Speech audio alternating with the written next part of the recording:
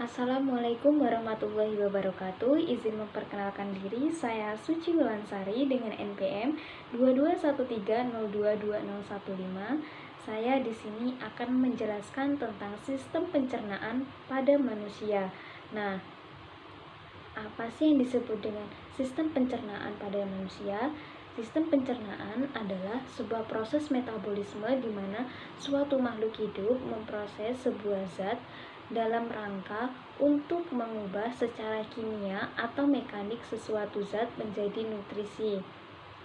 Nah, apa saja sih organ yang terlibat dalam proses pencernaan tersebut? Nah, yang pertama itu ada mulut. Mulut adalah anatomi tubuh manusia berupa pintu gerbang bagi masuknya makanan. Mulut adalah organ pertama dalam saluran pencernaan, tempat makanan dikunyah. Saat kita mengunyah, proses pencernaan makanan sebenarnya sudah dimulai. Sebelum makanan masuk ke kelenjar ludah, dalam mulut sudah bersiap-siap mengeluarkan air liur untuk membasahi mulut. Saat masuk ke mulut, gerakan mengunyah akan mengubah makanan menjadi partikel yang lebih kecil. Kemudian enzim pada air liur berfungsi untuk melumatkan makanan sehingga pengolahan pun lebih mudah. Setelah makanan lumat, lidah akan mendorong makanan ke area kerongkongan. Nah, organ yang kedua itu kerongkongan. Kerongkongan atau esofagus berada di dekat batang tenggorokan atau trakea. Fungsinya pada sistem pencernaan manusia adalah untuk menerima makanan dari mulut saat menelan. Pada organ pencernaan manusia ini terdapat epiglotis atau tulang rawan berbentuk lipatan kecil yang akan melipat saat Anda menelan. Ini bisa mencegah saat tersedak ketika menelan. Sementara itu di bagian bawah kerongkongan ada bagian otot seperti cincin. Bagian ini harus rileks agar makanan bisa masuk ke perut dan berkontraksi untuk mencegah keluar kembali ke kerongkongan. Organ yang ketiga itu lambung. Lambung ini merupakan alat pencernaan manusia yang menyimpan makanan.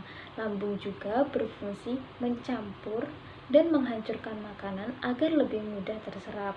Fungsi tersebut dilakukan oleh enzim pencernaan dan asam yang diproduksi lambung. Saat makanan menuju ke organ selanjutnya, konsistensinya sudah menyerupai pasta atau cairan. Nah, organ selanjutnya itu usus halus. Dari lambung, makanan akan menuju ke usus halus. Usus halus dibagi menjadi 3 bagian, yaitu ada usus 12 jari atau duodenum, jejunum, dan ileum. Organ ini mengolah makanan menggunakan enzim yang diproduksi oleh pankreas dan hati. Duodenum berfungsi memecah makanan dan mengolahnya, sementara jejunum dan ileum berperan agar nutrisi dalam makanan bisa terserap oleh tubuh. Pada sistem pencernaan manusia, sebagian besar proses pencernaan kimiawi untuk memecah protein, lemak, dan karbohidrat akan selesai di usus halus. Kemudian usus besar. Nah, makanan akan menuju ke usus besar. Di sini makanan yang masuk adalah sisa-sisa dari pencernaan dan akan dipindahkan menuju ke rektum lalu anus. Salah satu organ pencernaan manusia ini dipenuhi oleh miliaran bakteri, baik yang mengubah makanan menjadi feses, sekaligus mengeluarkan air dan elektrolit untuk tubuh. Sisa makanan akan terus berada di usus besar sampai waktunya dikeluarkan dari rektum saat BAB. Umumnya, sisa makanan mengalir melewati usus besar dalam 36 jam. Kemudian, rektum. Rektum adalah organ berupa sebuah ruangan yang menghubungkan usus besar dan anus. Fungsi anus pada sistem pencernaan manusia adalah untuk menerima dan menyimpan sisa makanan yang sudah berubah menjadi feses. Saat feses masuk ke rektum, sensor yang berada di area tersebut akan mengirimkan pesan ke otak. untuk menentukan feses tersebut perlu dikeluarkan atau tidak. Kemudian anus. Anus adalah organ urutan terakhir dari sistem pencernaan manusia. Organ ini terdiri dari otot yang berfungsi untuk menjaga dan menahan feses keluar dari rektum jika belum saatnya. Selain itu, otot ini juga akan mencegah kita buang air besar secara spontan saat tidur. Hati. Nah, hati ini juga merupakan organ yang berperan dalam sistem pencernaan manusia. Organ ini berfungsi menyaring racun dan limbah dari darah. Namun, dalam sistem pencernaan, liver bekerja menyaring nutrisi dalam makanan serta mencerna lemak baik dan membuang sisanya. Selain itu, hati juga menghasilkan zat berupa empedu. Empedu membantu memecah protein, karbohidrat, dan lemak. Kemudian pankreas. Pankreas memproduksi enzim yang kemudian akan dilepaskan pada usus 12 jari. Pada sistem pencernaan manusia, fungsi pankreas adalah menghasilkan insulin untuk membantu metabolisme serta mengontrol kadar gula darah. Nah, kemudian empedu. Kantung empedu berfungsi untuk menyimpan dan juga mengeluarkan cairan melalui kantong empedu. Saat makanan berlemak masuk ke usus 12 jari, kantung empedu akan berkontraksi dan mengeluarkan cairan empedu. Sistem pencernaan memiliki fungsi utama mengubah makanan menjadi nutrisi yang dibutuhkan tubuh. Nah, nutrisi tersebut diantaranya diperlukan untuk proses perkembangan, perbaikan sel tubuh termasuk sebagai sumber energi sehari-hari. Ketika proses itu selesai, organ pencernaan kemudian dengan mudah mengemas limbah padat makanan untuk dibuang sebagai feses. Nah, di sini ada mekanisme enzim-enzim yang berperan. Apa saja sih enzim yang berperan? Yang pertama itu enzim di lambung. Enzim di lambung ini ada enzim pepsin. Enzim pepsin merupakan enzim yang berfungsi mengubah protein menjadi pepton. Kemudian enzim renin. Enzim renin merupakan enzim di lambung yang berfungsi mengumpulkan kasein yang terkandung di dalam air susu. Kemudian enzim protease. Enzim protease diproduksi di dalam lambung untuk memecah protein menjadi asam amino. Kedua itu ada enzim di dalam pankreas. Apa saja sih enzim? Yang pertama ada enzim tripsin. Enzim tripsin ini bertugas mengubah protein atau pepton menjadi asam amino. Kemudian enzim lipase. Enzim lipase bertugas mengubah lemak menjadi asam lemak dan gliserol. Nah, kemudian enzim amilase. Enzim amilase ini berfungsi untuk mengubah karbohidrat menjadi glukosa. Yang terakhir, enzim yang berada di usus halus. Enzim maltase. Enzim ini berfungsi untuk menghancurkan maltosa dan mengubahnya menjadi glukosa. Kemudian enzim laktase. Enzim ini berfungsi untuk memecah gula laktosa menjadi galaktosa dan glukosa. Yang terakhir, enzim sukrase. Tugas enzim sukrase ini adalah untuk memecah sukrosa menjadi gula sederhana seperti fruktosa dan glukosa. Ada pula gejala dan gangguan pencernaan. Pencernaan tergantung pada jenis penyakit. Berikut ini akan dijelaskan beberapa jenis gangguan pencernaan beserta penyebab dan gejala yang menyertainya. Yang pertama ini ada penyakit refluks asam lambung.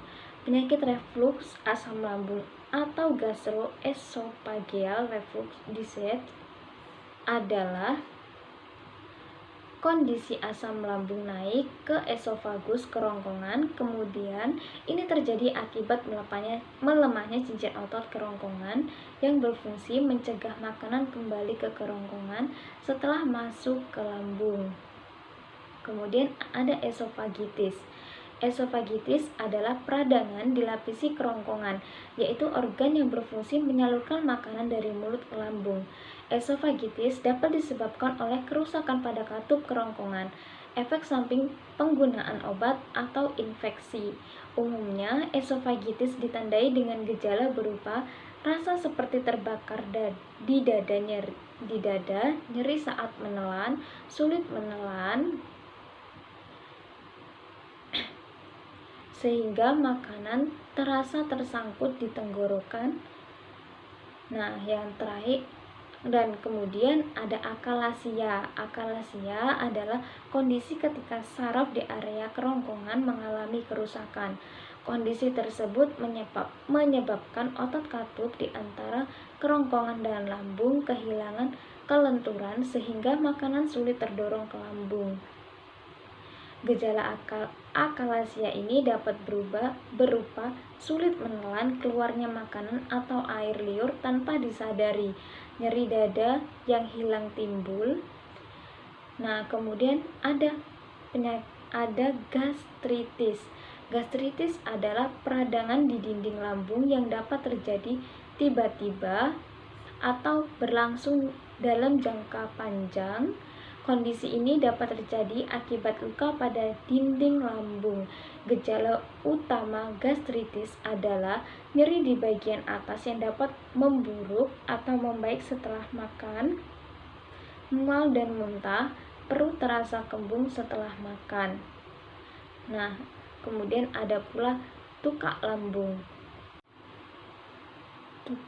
Tukak lambung ditandai dengan beberapa gejala seperti sakit perut dengan sensasi terbakar, rasa cepat kenyang, kembung atau sendawa, mual setelah mengkonsumsi makanan berlemak.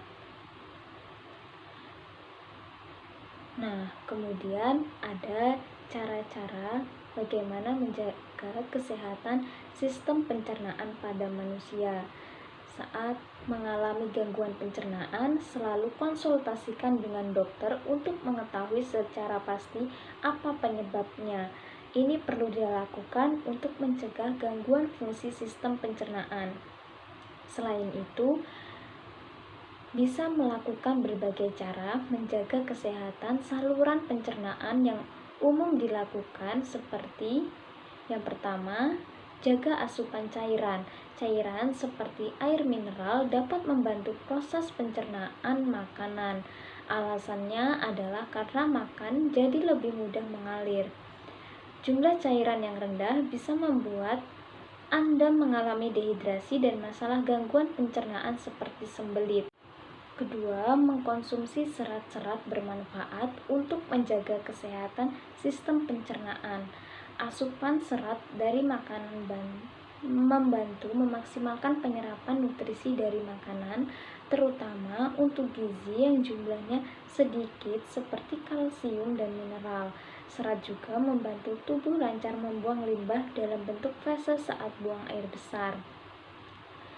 Rutin makan serat membantu membuat tekstur feses tidak keras saat dikeluarkan dan membantu BAB secara teratur.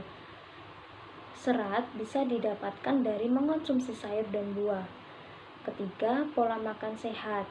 Jika Anda terbiasa makan makanan olahan, sebaiknya kurangi asupannya untuk menjaga kesehatan pencernaan. Pilihlah bahan makanan yang minimal proses pengolahan seperti daging segar serta sayur dan buah. Buahan utuh.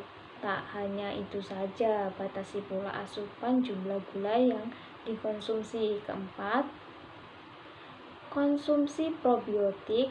Probiotik adalah bakteri baik yang dapat membantu melawan bakteri jahat dalam usus. Pilih makanan atau minuman dengan kandungan probiotik seperti yogurt atau minuman suplemen probiotik sesuai rekomendasi dokter. Kelima, kunyah makanan pelan-pelan. Mengunyah makanan secara perlahan bermanfaat agar tubuh mempunyai waktu untuk mencerna dengan baik. Mengunyah makanan dengan benar juga membantu sistem pencernaan menyerap nutrisi secara maksimal. Keenam, olahraga rutin. Melakukan aktivitas fisik dan olahraga secara rutin juga menjadi cara menjaga kesehatan sistem pencernaan. Alasannya, karena ini dapat membantu tubuh lebih mudah mencerna makanan. Nah, itulah tadi materi tentang sistem pencernaan pada manusia. Sekian dari saya ucapkan terima kasih. Wassalamualaikum warahmatullahi wabarakatuh.